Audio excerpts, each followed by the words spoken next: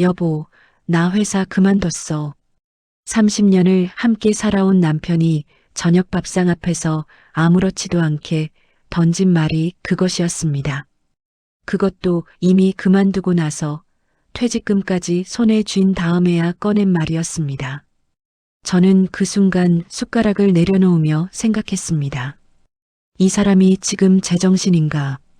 그런데 진짜 지옥은 그 다음부터였습니다. 남편은 백수가 된 첫날부터 소파에 누웠고 다시는 일어나지 않았습니다. 그리고 어느 날 제 이름으로 된 보험이 통째로 사라져 있었습니다. 여보, 나 회사 그만뒀어. 그 말이 나온 건 화요일 저녁이었습니다. 저는 된장찌개를 끓이고 있었고 남편 정수는 현관에서 구두를 벗으며 양말 바람으로 주방까지 걸어 들어오더니 냉장고에서 캔맥주를 하나 꺼내 따면서 그 말을 했습니다. 마치 오늘 날씨 춥더라 수준으로 아무런 전조도 떨림도 미안함도 없이 저는 국자를 든 채로 그 자리에 굳었습니다. 지금 뭐라고 했어? 남편은 맥주를 한 모금 마시고 소파에 앉으며 다시 말했습니다. 회사 그만뒀다고. 오늘 사직서 냈어. 저는 가스불을 끄는 것도 잊고 그쪽으로 걸어갔습니다. 언제부터 생각한 거야? 왜 나한테 한마디도 없었어? 그랬더니 남편이 TV 리모컨을 집어들면서 아주 태연하게 말했습니다. 말해봤자 내가 뭘 알아.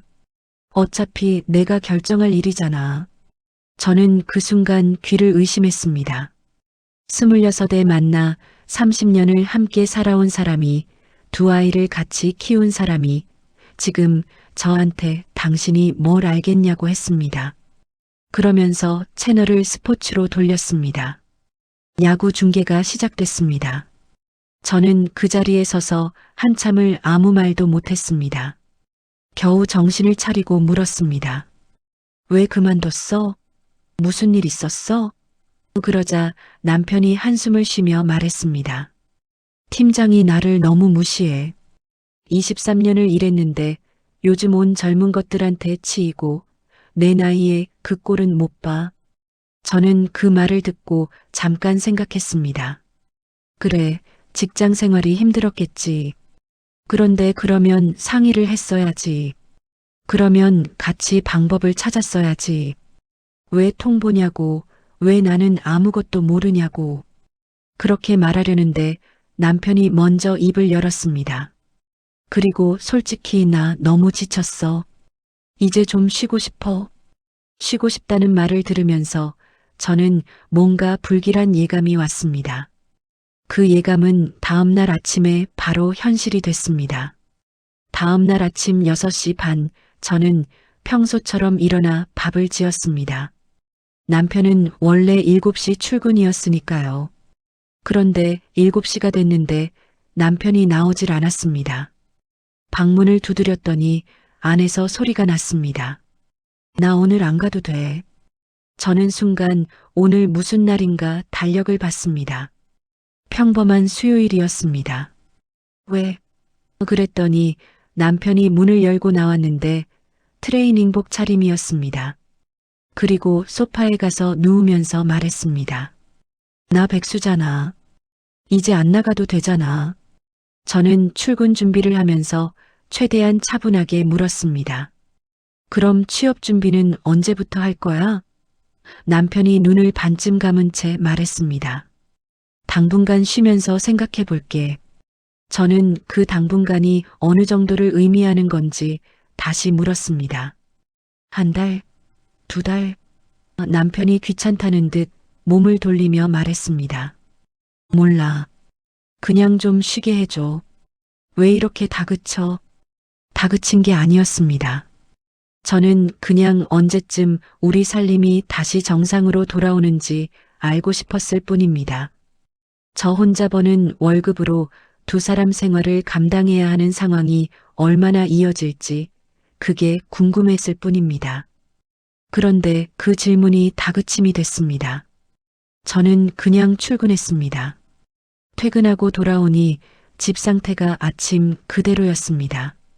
개수대엔 아침에 제가 쓴 그릇이 그대로였고 남편이 먹은 컵라면 용기가 식탁 위에 놓여 있었습니다. 남편은 소파에서 유튜브를 보고 있었습니다. 저는 가방을 내려놓고 조용히 설거지를 했습니다. 저녁을 차렸습니다. 밥을 먹으면서 남편이 불쑥 말했습니다. 오늘 배달시켜 먹었는데 이 동네 중국집은 왜 이렇게 맛이 없어? 저는 젓가락을 내려놓지 않으려고 손에 힘을 줬습니다. 그렇게 한 주가 지났습니다. 2주가 지났습니다. 남편은 집안일을 단 한 가지도 하지 않았습니다. 청소기를 돌리는 법이 없었고 장을 보는 법도 없었고 빨래를 개는 법도 없었습니다. 제가 퇴근해서 들어오면 항상 쓰레기가 하나씩 더 생겨 있었고 항상 설거지가 쌓여 있었습니다. 저는 어느 날 참지 못하고 말했습니다. 집에 있으면 청소라도 좀 해줄 수 없어? 남편이 그때 한 말을 저는 아직도 잊지 못합니다. 내가 집에 있는데 내가 벌어야지. 그게 뭐가 이상해? 역할 분담이잖아. 역할 분담. 저는 그 단어를 듣고 머리가 멍해졌습니다. 그렇습니다. 남편 논리대로라면 저는 밖에서 돈을 버는 가장이고 남편은 집을 지키는 주부입니다. 그런데 주부는 집안일을 해야 하는 거 아닙니까? 그렇게 물었더니 남편이 이렇게 말했습니다. 나 지금 몸이 좋질 않아서 스트레스를 너무 받아서 몸이 많이 안 좋아. 병원 가자고 했습니다. 됐어. 그냥 쉬면 나아. 뭐가 아프냐고 했습니다. 그냥 전반적으로 다 무기력해. 그러면서 그날 오후 골프 유튜브를 2시간 봤습니다. 저는 그 옆에서 청소기를 돌리면서 생각했습니다. 이게 지금 무슨 상황인가? 내가 지금 어떻게 된 건가?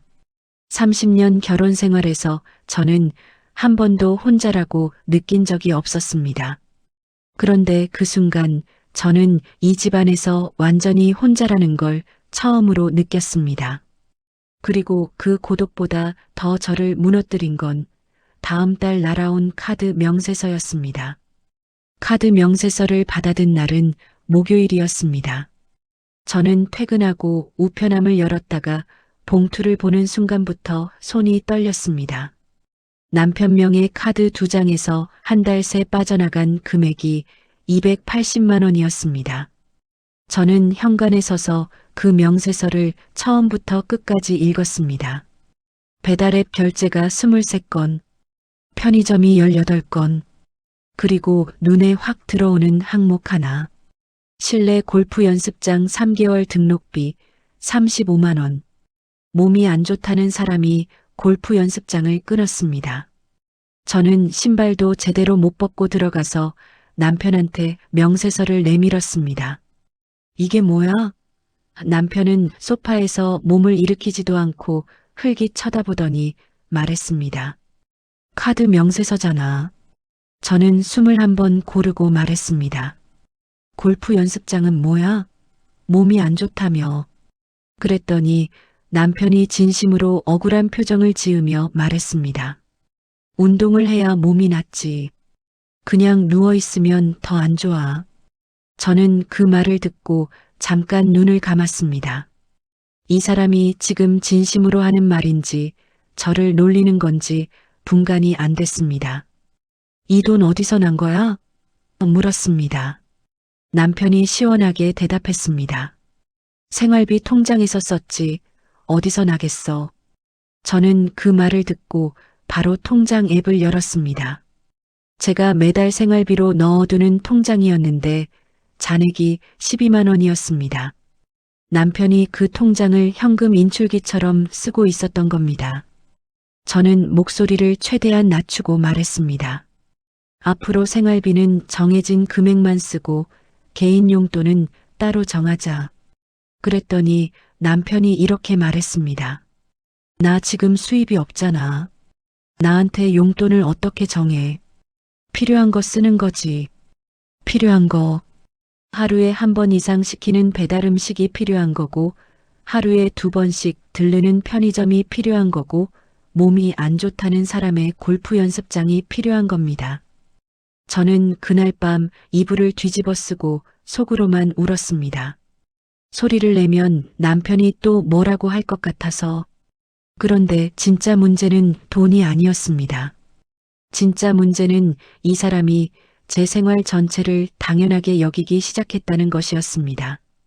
남편이 백수가 된 지 2달째 되던 어느 토요일 아침이었습니다. 저는 일주일치장을 보고 들어와서 양손 가득 장바구니를 들고 현관문을 열었습니다. 남편은 소파에서 TV를 보고 있었습니다. 저는 무거운 봉지를 부엌 바닥에 내려놓으면서 본의 아니게 한숨이 나왔습니다. 그 소리를 들은 남편이 고개를 돌리더니 말했습니다. 왜 힘들어? 저는 속으로 생각했습니다. 지금 일어나서 도와주려고 묻는 건가? 그래서 좀 무거워라고 했습니다. 남편이 다시 TV로 시선을 돌리면서 말했습니다. 조금씩 나눠서 들고 오지 그랬어. 저는 그 순간 진심으로 웃음이 나왔습니다. 웃기지 않으면 울 것 같아서 그냥 웃었습니다. 집에 멀쩡히 있는 성인 남성이 눈앞에 있는데 나눠서 들고 오라는 조언을 들을 줄은 몰랐습니다. 저는 아무 말하지 않고 혼자 짐을 정리했습니다. 그날 오후 저는 청소기를 돌리다가 남편한테 부탁했습니다. 저쪽 소파 좀 들어줄 수 있어? 밑에 청소하게. 남편이 인상을 쓰며 말했습니다. 나 허리 요즘 안 좋아. 그래서 화장실 청소는 어떻겠냐고 했습니다. 나 무릎도 안 좋아. 그럼 설거지라도 해달라고 했더니 남편이 진심으로 황당하다는 표정으로 저를 쳐다보며 말했습니다. 나 지금 쉬는 중이야. 왜 자꾸 뭔가를 시켜? 쉬는 중. 그 단어가 귀에 박혔습니다.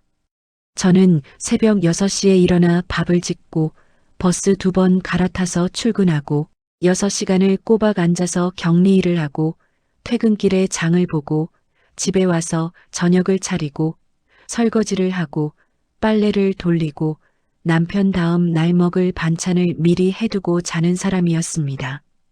그 집에서 쉬는 사람은 딱 1명뿐이었고 그 사람은 남편이었습니다. 저는 그날 밤 잠들기 전에 계산을 해봤습니다. 제 월급이 240만 원이었습니다. 아파트 관리비, 공과금, 식비, 통신비, 남편 카드값까지 빠지고 나면 남는 게 없었습니다. 오히려 모자랐습니다.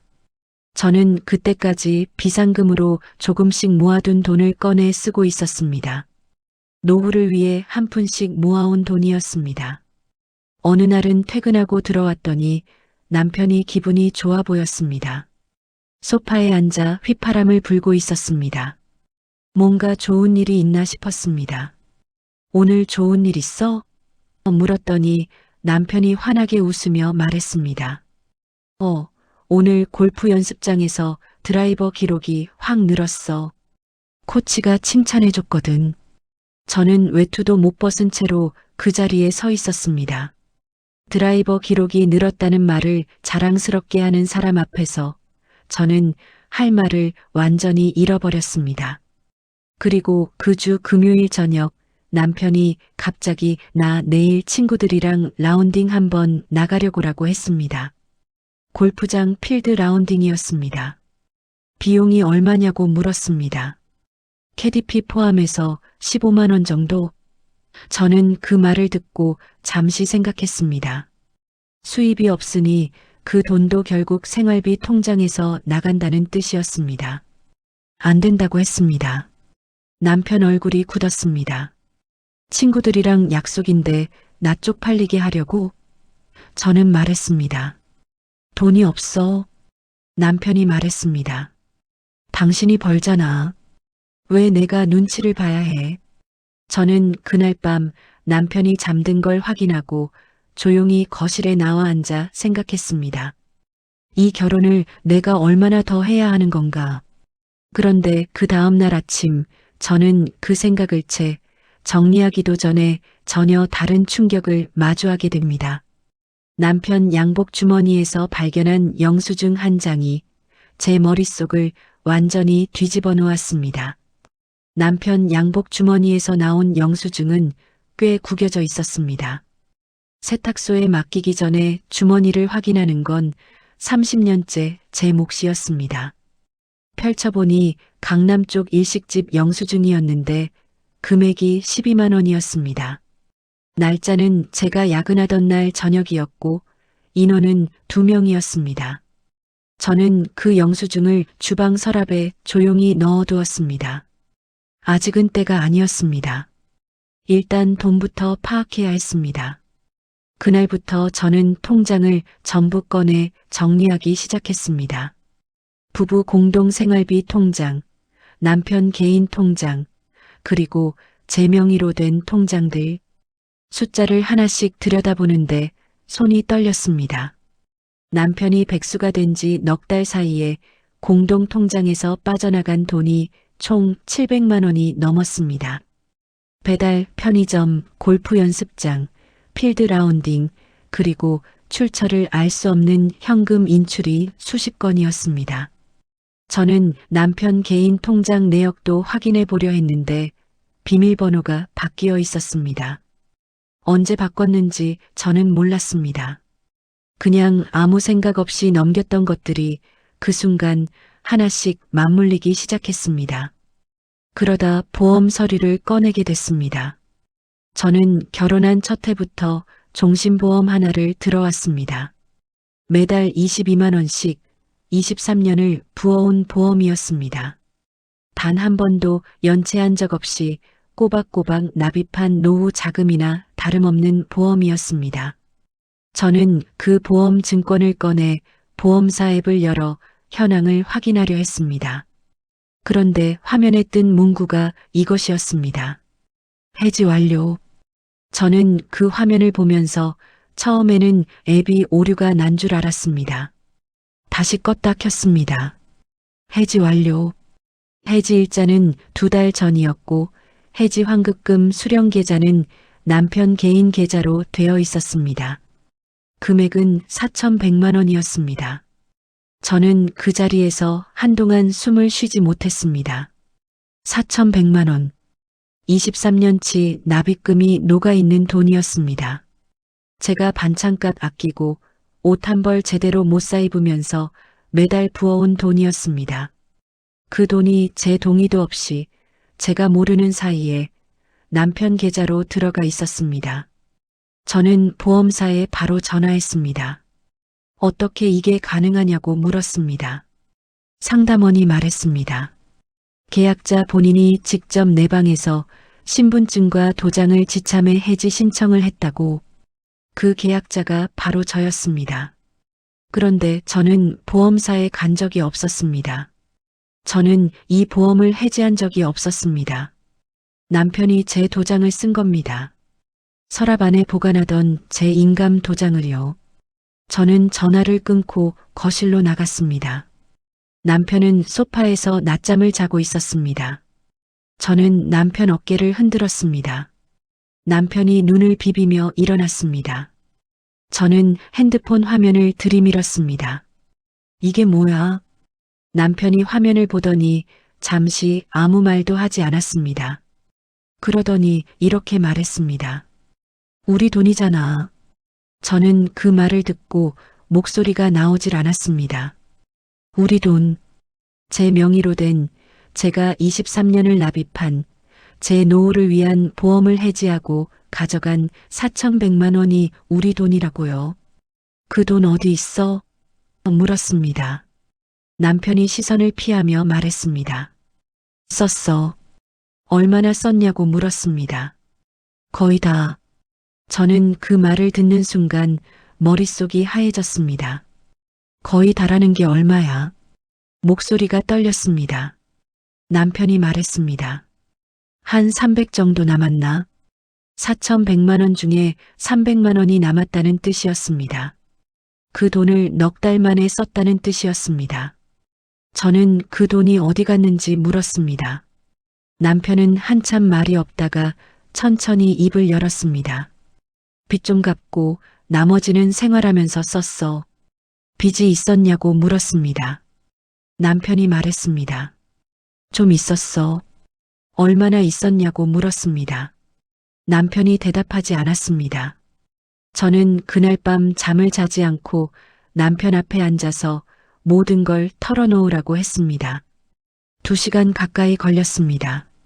남편이 회사 다닐 때부터 주식에 손을 댔고 손실이 났고 그걸 메우려고 사채에 가까운 대출을 여러 건 받았다는 걸 그날 처음 알았습니다. 퇴사한 것도 사실은 팀장 때문이 아니었습니다. 회사 동료에게 돈을 빌린 사실이 알려지면서 스스로 나온 것이었습니다. 저는 30년을 살면서 이 사람 속에 이런 세계가 있는 줄 몰랐습니다. 그런데 더 기가 막힌 건 그 다음이었습니다. 저는 남편한테 말했습니다. 당신 지금 나한테 사기친 거야. 내 도장 무단으로 써서 내 보험 해지한 거 알아? 이거 법적으로 문제될 수 있어. 그랬더니 남편이 갑자기 목소리를 높였습니다. 반성은 3초도 안 됐습니다. 내가 이러고 싶어서 이랬겠어? 다 집안 살림 때문에 한 거잖아. 내가 얼마나 힘들었는지 알아? 당신은 그냥 회사 다니면 됐지만 나는 혼자 다 짊어지고 살았어. 혼자 다 짊어졌다는 사람이 4,100만 원을 어디에 썼는지는 아직도 제대로 말하지 않았습니다. 저는 그 말을 듣고 더 이상 대화가 안 된다는 걸 깨달았습니다. 방으로 들어와 문을 잠갔습니다. 그리고 이불 속에서 핸드폰을 꺼내 검색창에 처음으로 그 단어를 입력했습니다. 이혼 시 재산 분할, 배우자 몰래 보험 해지. 검색 결과가 쏟아졌습니다. 그리고 저는 그 글들을 새벽 2시까지 읽었습니다. 읽으면 읽을수록 이 싸움은 제가 반드시 이겨야 한다는 생각이 단단해졌습니다. 그런데 바로 그때 남편 핸드폰에서 진동 소리가 들렸습니다. 새벽 2시에 문자가 온 것이었습니다. 저는 소리가 나는 쪽을 봤고 남편이 충전하려고 침대 옆에 올려둔 핸드폰 화면이 잠깐 켜졌습니다. 발신자 이름이 보였습니다. 현아야, 현아야. 그 이름 뒤에 하트가 붙어 있었습니다. 새벽 2시에 유부남한테 하트를 붙여서 문자를 보내는 여자가 그냥 친구일 리가 없다는 건 이 세상 누구나 압니다. 저는 그 화면이 꺼지는 걸 가만히 보다가 아무 말도 하지 않았습니다. 남편은 제 옆에서 코를 골며 자고 있었습니다. 4,100만 원을 날리고 제 보험을 무단 해지하고 아내 몰래 빚을 진 사람이 그날 밤 세상 편하게 코를 골았습니다. 저는 그 코 고는 소리를 들으면서 눈을 뜬 채로 날이 밝는 걸 기다렸습니다. 다음 날 아침 저는 출근 준비를 하면서 아무렇지 않은 척 물었습니다. 현아가 누구야? 남편이 칫솔을 입에 문 채로 눈을 치켜떴습니다. 어떻게 알아? 저는 말했습니다. 어젯밤에 문자 왔더라. 새벽 2시에. 남편이 입을 헹구고 수건으로 입을 닦으면서 아주 태연하게 말했습니다. 아, 걔 그냥 회사 다닐 때 같은 팀 후배야. 친하게 지냈어. 저는 말했습니다. 새벽 2시에 문자 보내는 후배? 남편이 인상을 썼습니다. 걔가 원래 좀 그래. 생각날 때 연락하는 스타일이야. 그러더니 오히려 저한테 말했습니다. 남의 핸드폰은 왜 봐? 제가 남의 핸드폰을 본 게 아니었습니다. 충전하려고 침대 옆에 올려둔 핸드폰 화면이 켜진 걸 본 것뿐이었습니다.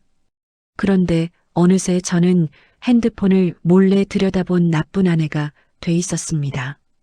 저는 더 묻지 않고 출근했습니다. 그러나 머릿속에서 그 이름이 지워지지 않았습니다. 현아야. 그 하트 하나가 온종일 눈앞에 어른거렸습니다. 그날부터 저는 조심스럽게 관찰하기 시작했습니다. 남편의 패턴이 달라져 있었습니다. 예전에는 하루 종일 소파에서 꼼짝도 안 하던 사람이 어느 순간부터 오후에 외출을 하기 시작했습니다. 어디가? 물으면 동네 산책이라고 했습니다. 그런데 산책을 2시간씩 하고 왔습니다. 돌아올 때 보면 머리도 정돈이 돼 있고 가끔은 향수 냄새도 났습니다. 동네 산책을 향수 뿌리고 가는 사람이 어디 있습니까? 핸드폰을 항상 들고 다니기 시작했습니다. 화장실 갈 때도 들고 갔습니다. 충전기를 이제는 거실이 아니라 침실 안쪽으로 가져갔습니다. 카카오톡 알림은 무음으로 바꿨고 화면 잠금 비밀번호도 바뀌어 있었습니다. 저한테 아는 번호를 눌러달라고 했더니 됐어. 내가 할게라며 낚아채 갔습니다. 저는 그 모든 것들을 보면서도 직접적인 증거가 없다는 이유로 참았습니다. 괜히 의심했다가 제가 이상한 사람이 될까봐 혹시 진짜 친구일 수도 있지 않을까 하는 마음이 조금 남아있기도 했습니다. 그런데 어느 날 저녁 그 마음이 완전히 사라지는 일이 벌어졌습니다. 제가 야근을 하고 밤 9시쯤 집에 들어왔는데 현관에 남자 구두가 놓여 있었습니다. 저는 깜짝 놀라서 거실로 들어갔더니 남편 친구 종민이라는 사람이 소파에 앉아 있었습니다. 남편이 얼른 일어나 말했습니다. 아, 종민이 왔어. 오랜만에 한잔했어. 식탁 위에 맥주캔이 여러 개 있었습니다. 저는 인사를 하고 부엌에 들어가 물을 마시는데 종민이 저한테 말을 걸었습니다. 형수님, 형 요즘 많이 힘들죠? 그래도 잘 챙겨주세요. 저는 고맙다고 했습니다. 그런데 종민이 이어서 한 말이 이것이었습니다. 아, 근데 오늘 현아도 같이 오려 했는데 형수님 오신다고 안 왔네요. 현아가 이 자리에 올 뻔했습니다. 제 집에 남편 친구 술자리라면서 회사 후배 여자가 제 집에 올 뻔했습니다. 저는 아무 표정도 짓지 않고 그래요라고만 했습니다. 종민은 자기가 무슨 말을 한 건지 모르는 눈치였고 남편은 제 눈치를 슬금슬금 보고 있었습니다. 종민이 돌아간 뒤 저는 남편한테 조용히 말했습니다. 현아가 우리 집에 오려 했어? 남편이 말했습니다. 종민이가 부른 건데 내가 어떻게 알아? 저는 말했습니다. 그 여자가 뭔데 우리 집을 와? 나 없을 때 온 적 있어? 남편 얼굴이 굳었습니다. 그리고 목소리가 갑자기 높아졌습니다. 야, 진짜. 친구라는데 왜 이렇게 의심해? 내가 지금 얼마나 힘들게 지내는데 그것도 이해 못해? 숨이 막혀서 살겠어? 저는 그 말을 들으면서 생각했습니다. 내가 지금 의심하는 게 아니라 사실을 묻는 건데 이 사람은 왜 화부터 내는 걸까? 화를 내는 이유가 하나밖에 없다는 걸 저는 그때 이미 알고 있었습니다. 저는 그날 밤 통신사 고객센터에 전화해서 통화 내역 조회를 신청했습니다. 우편으로 받는데 사흘이 걸렸습니다. 봉투가 도착하던 날 저는 남편 몰래 회사 화장실에서 그걸 뜯었습니다. 한 달치 통화 내역이 프린트되어 있었는데 저는 현아 번호를 먼저 찾았습니다. 남편 핸드폰에서 본 그 번호였습니다. 현아와의 통화는 한 달에 43건이었습니다. 거의 매일이었습니다. 길이가 짧은 것도 있었지만 1시간이 넘는 것이 6건이었습니다. 그중 2건은 제가 야근한 날 저녁이었고 한 건은 제가 친정에 다녀온 날이었습니다. 저는 그 숫자들을 보면서 화장실 칸 안에서 한참을 앉아 있었습니다. 전화기를 들어 제일 친한 친구한테 문자를 보냈습니다. 나 이혼 준비하려고. 친구가 바로 답장을 보냈습니다. 잘 생각했어. 어떻게 도와줄까? 저는 그 문자를 읽고 처음으로 눈물이 났습니다. 슬퍼서가 아니었습니다. 드디어 제 편이 생긴 것 같아서였습니다. 그날 저녁 저는 퇴근길에 서점에 들러 책 한 권을 샀습니다. 제목은 이혼, 내가 먼저 준비한다였습니다. 집에 들어와 남편이 보지 않는 틈에 가방 깊숙이 넣어두었습니다. 그리고 그날 밤부터 저는 달라지기 시작했습니다. 더 이상 울지 않았습니다. 더 이상 설명하려 하지 않았습니다. 그냥 움직이기 시작했습니다. 그런데 제가 조용히 움직이는 동안 남편도 무언가를 하고 있었습니다. 그것도 제 이름을 이용해서 제 이름으로 대출이 실행돼 있었습니다. 그것도 한 건이 아니었습니다. 저는 어느 날 저녁 우편함에서 낯선 봉투를 발견했습니다. 보낸 곳이 저축은행이었습니다. 처음 보는 곳이었습니다. 뜯어보니 대출 원리금 납부 안내문이었는데 채무자 이름이 저였습니다. 금액은 2천만 원이었습니다. 저는 그 자리에서 손이 굳었습니다. 저는 이 저축은행에서 돈을 빌린 적이 없었습니다. 단 한 번도. 바로 신용조회를 해봤습니다. 제 명의로 된 대출이 3건이었습니다. 저축은행 2천만 원, 캐피탈 500만 원, 카드론 300만 원. 합산하면 2,800만 원이었습니다. 저는 이 돈을 빌린 적이 없었고, 이 돈이 어디 있는지도 몰랐고, 이 대출이 언제 실행됐는지도 몰랐습니다. 그런데 매달 원리금이 제 명의 계좌에서 자동이체로 빠져나가고 있었습니다. 제가 모르는 계좌에서 남편이 제 명의로 대출을 받은 겁니다. 제 신분증 사본과 도장으로 서랍 안에 보관하던 것들이었습니다. 저는 거실로 들어갔습니다. 남편은 소파에서 TV를 보고 있었습니다. 저는 안내문을 남편 무릎 위에 올려놓았습니다. 남편이 내려다보더니 한 2초 정도 침묵했습니다. 그리고 나서 한 말이 이것이었습니다. 살다 보면 이런 일도 있지. 살다 보면 이런 일도 있다고요. 아내 몰래 아내 이름으로 2,800만 원을 빌리는 일이 살다 보면 있는 일이라고요. 저는 그 말을 듣고 목소리가 떨리는 걸 느꼈습니다. 이게 뭐야? 언제 이걸 만들었어? 남편이 리모컨을 내려놓으며 말했습니다. 급하게 돈이 필요했어. 내 명의로는 한도가 안 나오더라고. 저는 말했습니다. 내 허락도 없이 내 이름으로 대출을 받았다고? 이거 알아? 이거 범죄야. 그 순간 남편의 태도가 확 바뀌었습니다. 범죄? 야, 나 지금 가족 먹여 살리려고 한 건데 그게 범죄야? 가족을 먹여 살리려고 했다는 말을 들으면서 저는 어지러웠습니다. 지난 5달 동안 이 집에서 가족을 먹여 살린 사람은 저였습니다. 남편은 밥을 먹었을 뿐이었습니다. 그런데 그 사람 입에서 가족을 위해서라는 말이 나왔습니다. 저는 말했습니다. 그 돈 어디 갔어? 남편이 말했습니다. 주식에 좀 넣었어. 저는 다시 물었습니다. 지금 얼마 남았어? 남편이 천장을 보며 말했습니다. 거의 없어. 2,800만 원이 주식에서 거의 없어졌습니다. 제 이름으로 빌린 돈이었습니다. 제가 갚아야 하는 돈이었습니다. 저는 그날 밤 절대 울지 않겠다고 다짐했는데 결국 울었습니다. 분해서 울었습니다. 억울해서 울었습니다. 그리고 내가 왜 이 상황에서 울고 있나 싶어서 또 울었습니다.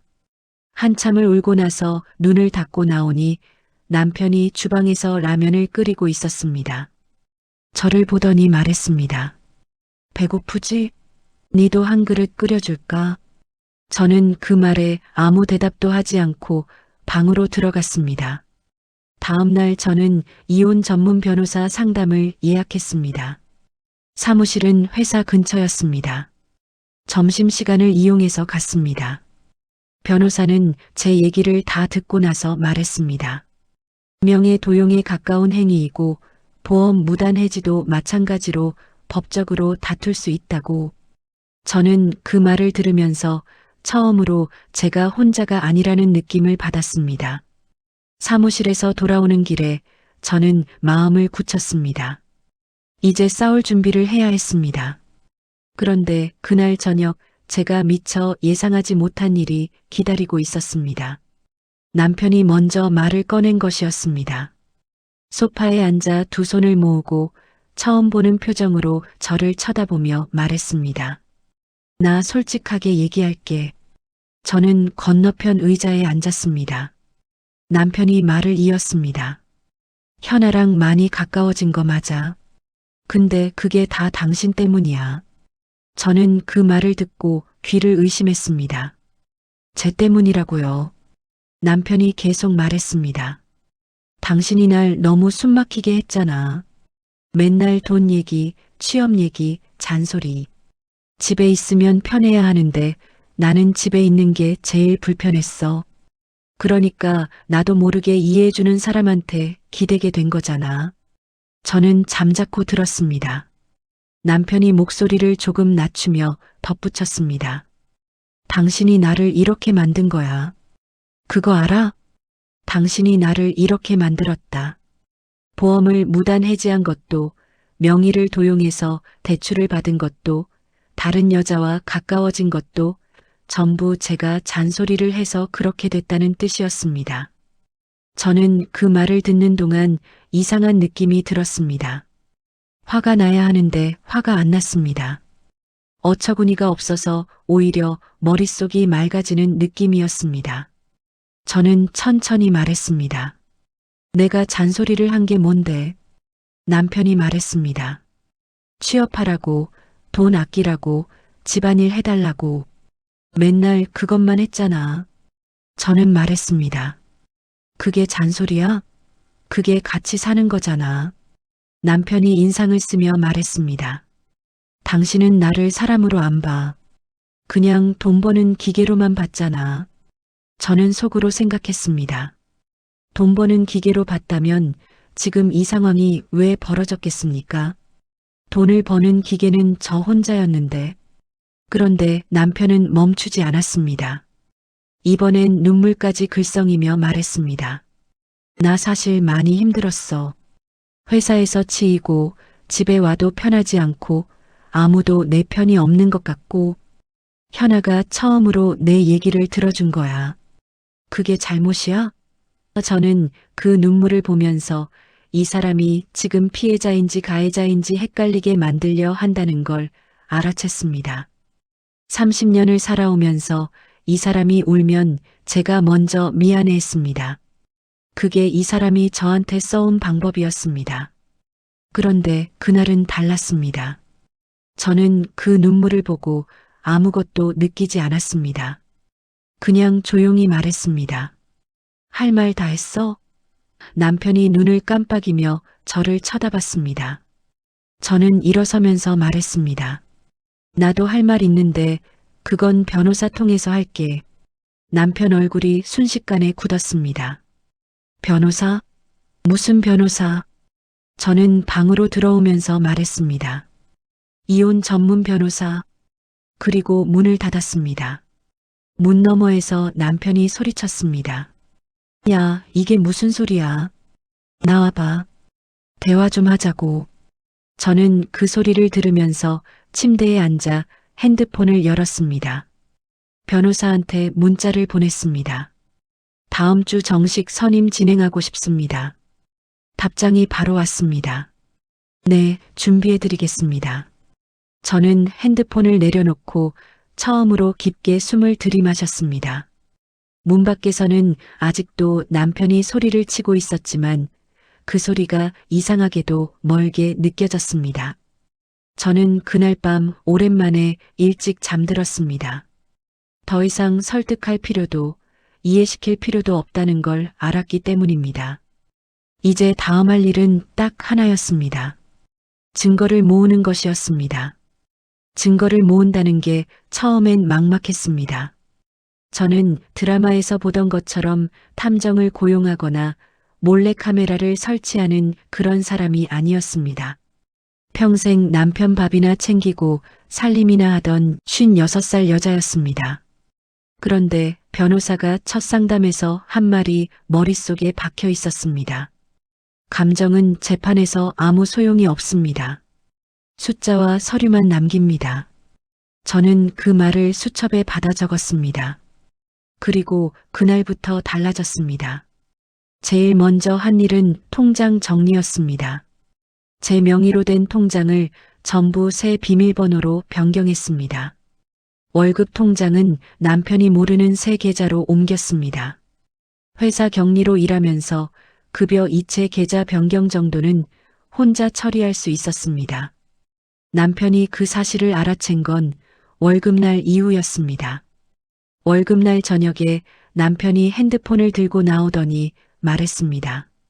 생활비 통장에 이번 달 월급이 왜 안 들어왔어? 저는 아무렇지 않게 말했습니다. 계좌 바꿨어. 남편이 눈살을 찌푸렸습니다. 왜? 저는 말했습니다.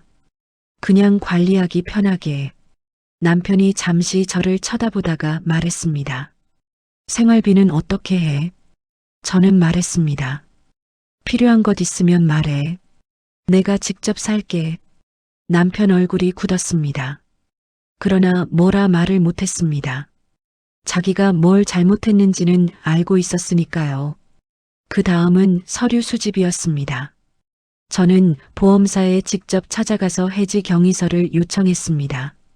담당자가 처음엔 난색을 표했지만 저는 계약자 본인이고 해지 당시 현장에 없었다는 사실을 설명했습니다. 보험사는 결국 해지 당일 내방자의 신분 확인 절차 서류를 내어줬습니다. 제 이름과 제 도장이 찍혀 있었지만 제 필체가 아니었습니다. 저는 그걸 보는 순간 손이 떨렸습니다. 분해서가 아니었습니다. 이제 싸울 수 있다는 생각에 그랬습니다. 대출건은 더 명확했습니다. 저축은행에 연락해서 대출 실행 당시 서류 사본을 요청했습니다. 대출 신청서에 적힌 연락처가 제 번호가 아니라 남편 번호였습니다. 제 명의로 대출을 받으면서 연락처는 자기 번호를 적어 놓은 겁니다. 그러니 대출 실행 문자도 안내 전화도 전부 남편한테 갔던 거였습니다. 제가 그 대출 사실을 까맣게 몰랐던 이유가 거기 있었습니다. 변호사한테 이 서류를 가져갔더니 말했습니다. 이건 명예도용입니다. 형사고소도 가능합니다. 저는 그 말을 듣고 처음으로 제가 피해자라는 걸 공식적으로 확인받은 느낌이었습니다. 외도 증거는 생각보다 어렵지 않았습니다. 남편이 너무 허술했습니다. 어느 날 저녁 남편이 샤워하러 들어간 사이 소파 쿠션 밑에 반쯤 끼워져 있던 핸드폰에서 카카오톡 알림이 울렸습니다. 화면이 켜지면서 미리 보기가 떴습니다. 발신자는 현아였고 메시지 내용은 이것이었습니다. 오빠 오늘 왜 이렇게 늦어? 나 기다리다 잠들겠다. 저는 그 화면을 그대로 찍었습니다. 손이 전혀 떨리지 않았습니다. 이미 마음의 준비가 다 돼 있었기 때문입니다. 그날 이후로 저는 조용히 더 모았습니다. 일식집 영수증은 이미 서랍에 있었습니다. 통화 내역은 인쇄해서 날짜별로 정리했습니다. 남편이 현아와 통화한 시간대, 제가 야근하거나 집을 비운 날과 겹치는 날짜에 동그라미를 쳤습니다. 겹치는 날이 18번이었습니다. 그러던 어느 토요일 오후 저는 결정적인 장면을 목격했습니다. 남편이 그날 동네 산책 다녀올게라고 하고 나갔습니다.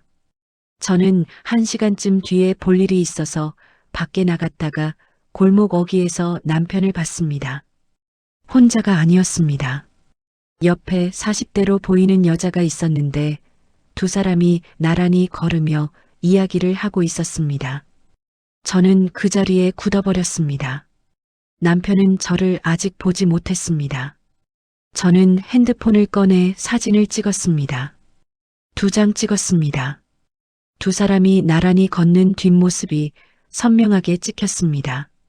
남편이 고개를 돌리다 저와 눈이 마주쳤습니다. 그 순간 남편 얼굴에 지나간 표정을 저는 평생 잊지 못할 것입니다. 당황함, 두려움, 그리고 어떻게 변명할지 계산하는 눈빛이 불과 2초 안에 다 지나갔습니다. 옆에 있던 여자도 저를 봤습니다. 그 여자가 먼저 몸을 돌려 빠른 걸음으로 걸어갔습니다. 남편이 저한테 다가오며 말했습니다. 아, 이거 오해야. 저는 핸드폰을 가방에 넣으면서 말했습니다. 됐어. 그리고 그냥 지나쳤습니다. 남편이 뒤에서 불렀습니다. 야, 잠깐만. 설명할게. 저는 돌아보지 않았습니다. 설명을 들을 필요가 없었습니다. 이미 찍어뒀으니까요. 그날 저녁 남편은 집에 들어와서 긴 변명을 늘어놓았습니다.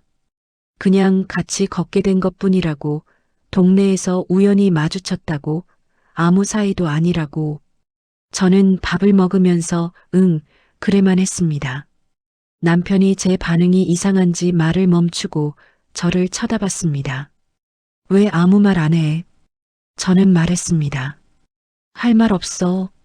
남편이 말했습니다. 화난 거야? 저는 말했습니다. 아니, 남편이 더 이상하다는 듯 말했습니다. 진짜 아무 사이 아니야. 저는 숟가락을 내려놓으며 말했습니다. 알아. 근데 그게 이제 중요하지 않아. 남편이 그 말의 의미를 파악하는데 한 3초가 걸렸습니다. 그리고 나서 목소리가 높아졌습니다. 그게 무슨 말이야? 야, 이혼 얘기 아직도 생각하고 있는 거야? 저는 대답하지 않고 설거지를 하러 일어섰습니다. 남편이 따라오며 말했습니다. 나 진짜 잘못했어. 다시 시작하자. 취업도 알아볼게. 현아랑도 연락 끊을게. 저는 그릇을 헹구면서 생각했습니다. 이 말을 6개월 전에 했어야 했다고. 저는 그냥 말했습니다. 늦었어. 그날 밤 변호사한테 사진과 통화 내역, 보험해지 서류, 대출 서류를 전부 정리해서 이메일로 보냈습니다. 변호사에게서 답장이 왔습니다. 충분합니다. 이제 소장을 준비하겠습니다. 저는 그 문장을 읽고 핸드폰을 가슴에 대고 잠시 눈을 감았습니다. 30년 결혼 생활이 이렇게 끝나는구나 싶었습니다. 그런데 이상하게도 눈물이 나오지 않았습니다. 오히려 오랫동안 무거운 짐을 지고 걷다가 내려놓는 것 같은 느낌이었습니다. 다음 주 월요일 이혼 소장이 남편에게 송달됐습니다. 소장이 송달된 날 저는 회사에 있었습니다. 오전 11시쯤 됐을 때 남편한테서 전화가 왔습니다. 받지 않았습니다. 또 왔습니다. 또 받지 않았습니다. 점심시간이 되기 전까지 부재중이 14통이었습니다. 15번째에 문자가 왔습니다. 전화 좀 받아. 할 말 있어. 저는 그 문자를 변호사한테 그대로 전달했습니다. 변호사가 답했습니다. 앞으로 남편과 직접 연락하지 마시고 모든 소통은 저를 통해 주세요. 저는 그 답장을 읽고 핸드폰을 가방에 넣었습니다. 그리고 점심을 먹으러 나갔습니다. 오랜만에 밥이 맛있었습니다. 퇴근하고 집에 들어갔더니 남편이 현관 앞에 서 있었습니다. 기다리고 있었던 겁니다. 얼굴이 반쪽이 나 있었습니다. 머리도 헝클어져 있었고 눈이 충혈돼 있었습니다. 저는 신발을 벗으면서 말했습니다. 비켜줘. 들어가야 해. 남편이 팔을 잡았습니다. 잠깐만. 얘기 좀 하자. 저는 팔을 빼면서 말했습니다. 변호사 통해서 해. 남편이 목소리가 갈라지면서 말했습니다. 변호사는 무슨 변호사야? 우리가 남이야? 30년을 살았는데 이렇게 하면 돼? 30년. 그 말을 꺼낼 줄 알았습니다. 이 사람이 30년이라는 숫자를 쓸 때는 항상 자기가 불리할 때였습니다. 30년 동안 같이 살았으니 이 정도는 이해해라. 30년 정이 있는데 그냥 넘어가라. 그런데 그 30년 동안 제 보험을 해지하고 제 명의로 대출을 받고 다른 여자와 만나는 건 30년이 아무 상관이 없었던 모양이었습니다. 저는 남편 손을 뿌리치고 안으로 들어갔습니다. 남편이 따라 들어오며 말했습니다. 나 잘못했어. 진짜로. 다 내가 잘못했어. 근데 이혼은 너무한 거 아니야? 한 번만 기회 줘. 저는 외투를 벗어걸면서 말했습니다. 기회를 몇 번을 줬어. 남편이 말했습니다. 언제? 당신이 언제 나한테 제대로 기회를 줬어? 저는 돌아보며 말했습니다. 당신이 소파에 누워 있는 동안 내가 매달 월급 가져온 게 기회가 아니었어? 당신이 내 보험 해지하고 대출 받는 동안 내가 아무 말 안 하고 버틴 게 기회가 아니었어? 남편이 잠시 말이 없었습니다. 그러더니 눈물을 글썽이며 말했습니다. 나 요즘 너무 힘들어. 잠도 못 자고 밥도 못 먹고 당신이 이러면 나 어떻게 돼? 저는 그 눈물을 보면서 속으로 생각했습니다. 이 사람이 지금 우는 게 진심인지 아니면 저를 흔들려고 우는 건지. 결혼 초에 남편이 울면 저는 항상 먼저 안아줬습니다. 그게 30년 동안 이 사람이 써온 방법이었습니다. 그런데 그날은 그 눈물이 그냥 물로 보였습니다. 저는 방으로 들어가면서 말했습니다. 앞으로 연락은 변호사 통해서 해줘. 방문을 닫았습니다. 남편이 문 밖에서 말했습니다. 야, 문 열어. 이게 말이 돼? 같이 사는 부부끼리 변호사가 어딨어. 저는 아무 대답도 하지 않았습니다. 한 10분쯤 지나자 소리가 잦아들었습니다.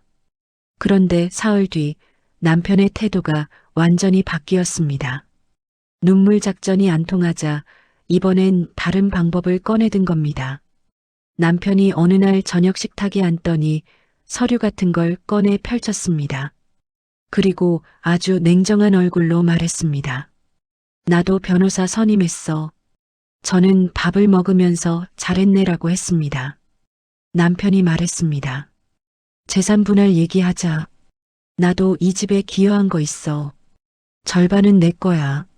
저는 숟가락을 내려놓지 않고 말했습니다. 변호사끼리 얘기하면 되겠네. 남편이 목소리를 높였습니다. 야, 이 집 내가 대출받아서 산 거잖아. 내 기업은 인정해야 해. 대출을 받아서 산 집이라는 말이 나왔습니다. 그 대출을 20년 동안 같이 갚아온 사람이 누구인지는 말하지 않았습니다. 남편이 회사 다니는 동안 원리금을 같이 납입했고 남편이 백수가 된 이후엔 제 월급 하나로 이자를 감당했습니다. 그런데 그 집이 자기 기여분이라는 겁니다. 저는 말했습니다. 우리 변호사한테 다 얘기해뒀어. 기여도 계산도 다 하더라고. 남편이 인상을 쓰며 말했습니다. 당신 변호사가 무슨 말을 하든 나는 내 목 가져갈 거야. 그리고 위자료도 청구할 거야. 저는 그 말을 듣고 잠시 멈췄습니다. 위자료를 누가 누구한테? 남편이 턱을 들며 말했습니다. 내가 당신한테. 당신이 가정을 파탄낸 거잖아. 제가 가정을 파탄냈다는 말이었습니다. 저는 그 말을 듣고 웃음이 나올 뻔했는데 참았습니다. 이 사람이 지금 진심으로 저한테 위자료를 청구하겠다고 했습니다. 보험을 무단 해지한 사람이 명예도용으로 대출을 받은 사람이 다른 여자를 만난 사람이 저한테 위자료를 받겠다고 했습니다. 저는 그 말을 그대로 문자로 기록해서 변호사한테 전송했습니다. 변호사한테서 답장이 왔습니다. 잘 받았습니다. 오히려 저희한테 유리한 발언입니다. 녹음도 되면 더 좋습니다. 그날 이후 저는 집에서 남편과 대화할 때 핸드폰 녹음을 켜두기 시작했습니다. 주머니 속에 넣어두고 켜놓으면 됐습니다. 남편은 그걸 몰랐습니다. 그리고 모르는 만큼 함부로 말했습니다. 어느 날 저녁 남편이 말했습니다. 당신 혼자 살 수 있을 것 같아? 이 나이에 어디서 누가 도와줘? 저는 녹음을 켜둔 채로 말했습니다. 혼자 살 수 있어. 남편이 비웃으며 말했습니다. 두고 봐. 이혼하고 나서 얼마나 버티나. 저는 말했습니다. 오래 버틸 것 같은데. 남편이 말했습니다. 내가 없으면 당신 아무것도 아니야. 그거 알아? 나 있으니까 당신이 이 집에서 사는 거야. 저는 그 말을 들으면서 속으로 생각했습니다. 이 집 관리비, 공과금, 식비, 대출 이자를 누가 내고 있는지, 이 사람은 정말 모르는 건지, 아니면 알면서도 저런 말을 하는 건지, 녹음 파일이 쌓여갔습니다. 재판이 시작됐습니다. 남편 측 변호사는 처음에 꽤 강하게 나왔습니다. 재산 분할 50대 50을 주장했고 남편의 정신적 피해에 대한 위자료까지 요구했습니다. 저는 그 서류를 받아보고 혀를 찼습니다. 그런데 우리 변호사가 보험해지 서류, 대출명의 도용 서류, 통화 내역, 현장 사진, 녹음 파일을 하나씩 제출하기 시작하자 남편 측 변호사가 조용해지기 시작했습니다. 기세가 꺾이는 게 서류를 통해서도 느껴졌습니다. 재판은 6달이 걸렸습니다. 그 6달 동안 저는 같은 집에서 남편과 살았습니다. 아침에 일어나 밥을 먹고 출근하고 퇴근하고 들어와 각자 방에서 잤습니다. 말을 거의 하지 않았습니다.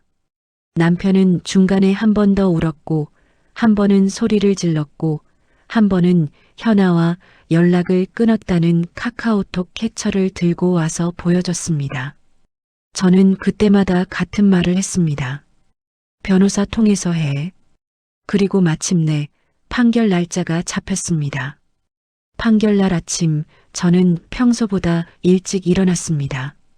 거울 앞에 서서 옷을 고르는데 손이 떨릴 줄 알았습니다. 그런데 이상하게도 아무렇지 않았습니다. 오히려 차분했습니다. 저는 그날 가장 단정한 옷을 입었습니다. 검은 자켓에 흰 블라우스, 장례식장에 가는 것 같다고 생각했습니다. 어떻게 보면 맞는 말이었습니다. 30년 결혼 생활의 장례식이었으니까요. 법원에 들어서는데 남편이 먼저 와 있었습니다. 남편 옆에 남편 측 변호사가 앉아 있었고 남편은 양복을 입고 있었습니다. 백수가 된 이후 처음 보는 양복 차림이었습니다. 저는 그 모습을 보면서 생각했습니다. 법원 올 때는 양복을 입는군요. 직장은 못 다녀도 법원은 차려입고 오는군요. 저는 우리 변호사 옆에 앉았습니다. 남편과 눈이 마주쳤습니다. 남편이 먼저 시선을 피했습니다. 재판부가 들어오고 판사가 자리에 앉았습니다. 저는 그 순간부터 숨을 참았습니다. 판결 주문이 낭독되기 시작했습니다. 저는 법률 용어들이 쏟아지는 걸 들으면서 변호사 얼굴을 봤습니다. 변호사가 조용히 고개를 끄덕였습니다. 그 고갯짓 하나로 저는 알았습니다. 이겼다는 걸. 판결 내용은 이랬습니다. 이혼 청구 인용. 재산 분할은 저에게 7, 남편에게 3. 위자료는 남편이 저에게 5천만 원 지급. 남편 측이 청구한 마지 자료는 기각. 전부 기각. 판사는 판결 이유를 읽어내려가면서 배우자 명예 보험 무단 해지, 명예 도용에 준하는 대출 실행, 외도 사실 인정이라는 말을 또렷하게 했습니다. 저는 그 단어들이 공식 기록으로 남는 순간을 들으면서 눈이 뜨거워졌습니다. 남편 측 변호사가 뭔가를 적고 있었습니다. 남편은 고개를 숙이고 있었습니다. 그 고개 숙인 모습을 보는데 5만 가지 감정이 한꺼번에 올라왔습니다. 분노도 있었고 허탈함도 있었고 그리고 이상하게도 안타까움 같은 것도 잠깐 스쳤습니다. 30년을 같이 산 사람이었으니까요. 그런데 그 안타까움은 아주 짧았습니다. 제 보험해지 통보 문자가 눈앞에 다시 떠올랐고 안타까움은 그걸로 끝났습니다. 법원을 나오면서 남편이 뒤에서 제 이름을 불렀습니다. 저는 걸음을 멈추지 않았습니다. 남편이 따라오며 말했습니다. 잠깐만. 위자료 5천만 원은 너무해. 나 지금 돈 없는 거 알잖아. 저는 걸으면서 말했습니다. 변호사한테 연락해. 남편이 목소리를 높였습니다. 야, 나 지금 진짜 빈털털이야. 어디서 5천만 원을 내? 당신이 나를 이 꼴로 만들어 놓고 돈까지 뜯어가는 거야? 저는 그 말을 듣고 그제야 걸음을 멈추고 돌아봤습니다. 제가 이 꼴로 만들었다는 말이 또 나왔습니다. 저는 남편을 똑바로 바라보며 말했습니다. 내가 당신 보험 해지했어? 내가 당신 명의로 대출 받았어? 내가 현아 만났어? 남편이 입을 열었다 닫았습니다. 저는 계속 말했습니다. 당신이 한 일에 대한 값이야. 내가 만든 게 아니라 당신이 만든 거야. 그리고 돌아섰습니다. 남편이 뒤에서 무슨 말을 했는데 저는 더 이상 듣지 않았습니다. 귀에 들어오지 않았습니다. 이미 저한테 중요한 사람이 아니었기 때문입니다. 그날 오후 저는 변호사 사무실에서 판결문 사본을 받아들고 나왔습니다. 그 서류를 가방에 넣으면서 숨을 깊게 들이마셨습니다. 이제 다음 단계였습니다. 집 정리, 이사, 그리고 새 출발. 집을 처분하는 과정에서 남편은 끝까지 버텼습니다. 판결대로라면 집 처분 후 남편 몫은 30%였습니다. 그런데 남편이 갑자기 집을 팔지 않겠다고 버텼습니다. 자기가 계속 살겠다는 겁니다. 저는 변호사를 통해 강제 집행 절차를 밟겠다고 했습니다. 그러자 사흘 만에 남편이 동의서에 서명했습니다. 법 앞에서는 별 수가 없었습니다. 집이 팔렸습니다. 정산이 끝났습니다. 제가 받은 금액에서 남편이 무단으로 해지한 보험 환급금 상당액과 위자료가 포함됐습니다. 30년 살림의 결과물을 숫자로 보는 건 묘한 기분이었습니다. 그러나 그 숫자는 제 것이었습니다. 아무도 빼앗아갈 수 없는 제 노후였습니다. 남편은 어떻게 됐냐고요? 현아와 동거를 시작했다는 소식을 지인을 통해 들었습니다. 저는 그 얘기를 들으면서 아무 감정이 없었습니다. 잘 됐다 싶었습니다. 정말로요. 다만 한 가지, 현아도 머지않아 알게 될 거라는 생각은 들었습니다. 이 사람 옆에 있으면 어떤 일이 벌어지는지를요. 그건 제가 가르쳐 줄 일이 아니었습니다. 시간이 가르쳐 줄 것이었습니다. 저는 판결 이후 2달 만에 작은 아파트로 이사했습니다. 방 2개짜리 아파트였는데 난생 처음으로 제 이름 하나만 들어간 등기부등본을 손에 쥐었습니다. 저는 그 종이를 받아들고 부동산을 나오면서 길 한가운데서 잠깐 멈췄습니다. 지나가는 사람들 사이에서 혼자 서서 그 종이를 내려다봤습니다. 눈물이 나올 것 같았는데 나오지 않았습니다. 대신 어깨가 내려갔습니다. 오랫동안 잔뜩 올라가 있던 어깨가 그날 처음으로 제자리를 찾은 것 같았습니다. 이사하던 날 저는 살림의 절반을 버렸습니다. 남편이 쓰던 물건들, 남편 취향으로 고른 가구들, 남편이 좋아해서 샀던 그릇들, 전부 당근마켓에 올리거나 그냥 내다 버렸습니다. 새 집에는 제가 좋아하는 것들만 들였습니다. 오래전부터 갖고 싶었던 원목 식탁, 제 눈높이에 맞춘 책장, 아무도 간섭하지 않는 제 공간. 첫날 밤 저는 새 집 거실에 앉아 아무것도 하지 않았습니다. TV도 켜지 않았습니다. 그냥 앉아 있었습니다. 누군가의 저녁을 차릴 필요가 없었습니다. 누군가의 눈치를 볼 필요가 없었습니다. 몇 시에 들어와도 뭐라 할 사람이 없었습니다. 그 고요함이 처음에는 낯설었습니다. 그런데 한 10분쯤 지나자 그 고요함이 너무 좋았습니다. 이게 평화라는 거구나 싶었습니다. 저는 그날 밤 10시에 잠들었습니다. 새벽에 한 번도 깨지 않았습니다. 30년 결혼 생활 동안 그렇게 잘 잔 밤이 몇 번이나 됐는지 기억이 나지 않았습니다. 지금 이 이야기를 끝까지 들어주신 분들께 드리고 싶은 말이 있습니다. 배우자가 내 통장에 손댈 때, 내 명의로 뭔가를 할 때, 내 노후 자금이 어디론가 사라질 때, 그때 이미 늦은 것이 절대 아닙니다. 오히려 그때가 시작입니다. 나이가 많다고, 이 나이에 무슨 이혼이냐고, 자식들 보기 창피하다고, 그냥 참고 살라고 말하는 사람이 있다면 이것만 기억하십시오. 참는 건 미덕이 아닙니다. 내 재산을 지키는 것이 미덕이고, 내 존엄을 지키는 것이 미덕이고, 내 남은 인생을 내가 주인으로 사는 것이 미덕입니다. 아무도 당신 대신 그 싸움을 해주지 않습니다. 당신이 직접 해야 합니다. 그리고 당신은 반드시 이길 수 있습니다. 저처럼요.